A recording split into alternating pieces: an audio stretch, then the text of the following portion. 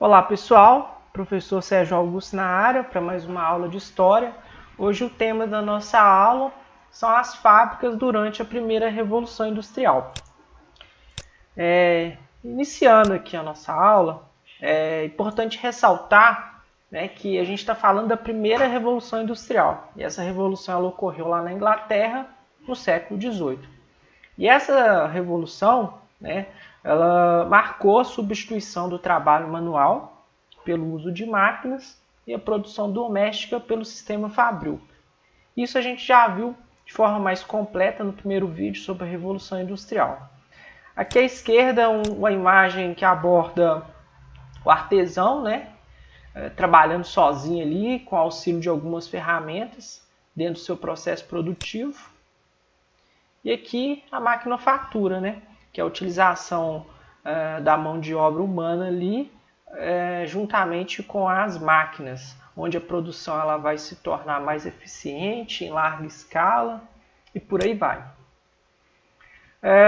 Uma coisa que a gente tem que abordar no cenário das relações das fábricas são as relações socioeconômicas.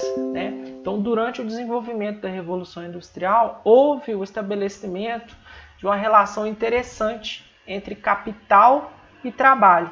E isso resultou na luta de duas classes, que é a burguesia e os proletários. A esse processo, Karl Marx cunhou um processo chamado luta de classes. Mas o que é isso, professor, a luta de classes? Basicamente, a existência de duas classes sociais, nesse caso da Revolução Industrial, a burguesia detentora dos meios de produção e os proletários, os trabalhadores, que fornecem a sua mão de obra para os burgueses. Uma imagem interessante aqui, vocês podem perceber que o burguês, essa pessoa que está representada em maior escala, esse burguês aqui a gente sabe que é ele porque ele está de cartola, ele está ali por detrás de uma fábrica que é dele, e aqui os funcionários saindo das fábricas, ou seja, ele está impedindo essa saída aqui porque tempo é dinheiro.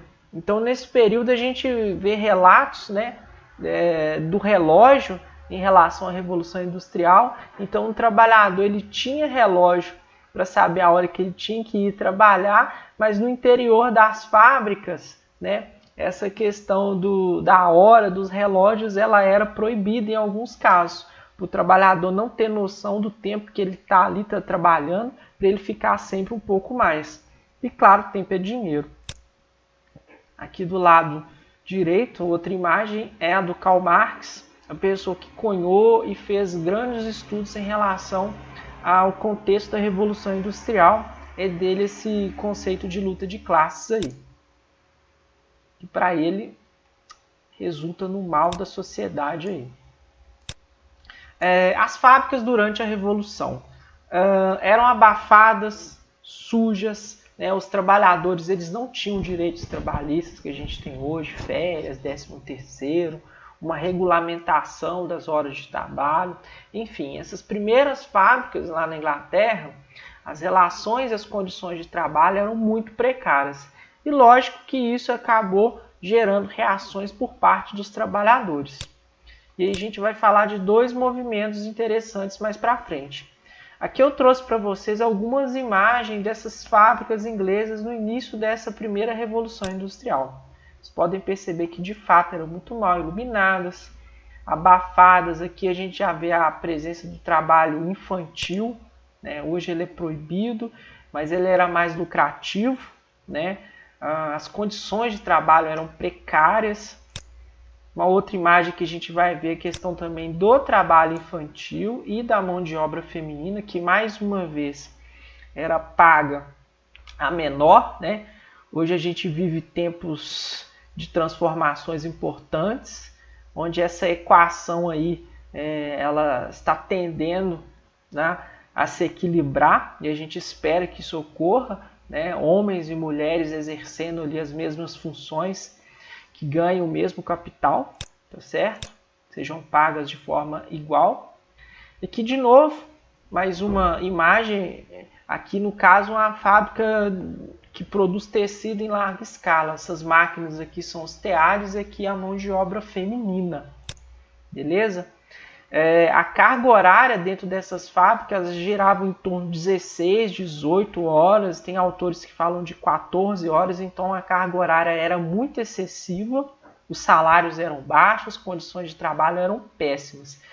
E claro que isso gerou a reação dos trabalhadores. O primeiro movimento que a gente vai destacar aqui é o nudismo, né? A forma de protestar dos nuditas aí era invadindo as fábricas e destruindo, quebrando as máquinas. Foi um movimento bem radical, né, que chamou bastante atenção no período, mas que na prática não conquistou de fato o ganho, né, de direitos para os trabalhadores. Um movimento que veio depois, que vai acabar conquistando isso, vai ser o cartismo.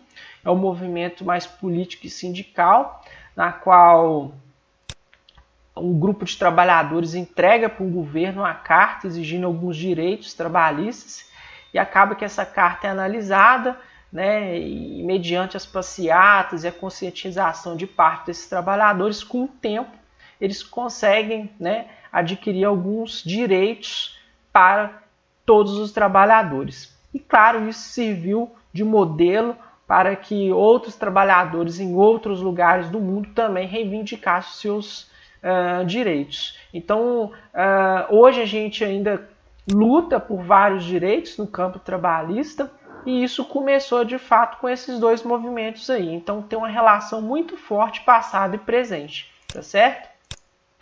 Basicamente, o que eu queria trazer nessa aula de hoje é isso, um tema bem específico e interessante aí sobre a Revolução Industrial, que são o ambiente dentro das fábricas e as relações socioeconômicas desenvolvidas nesse ambiente. Valeu, obrigado!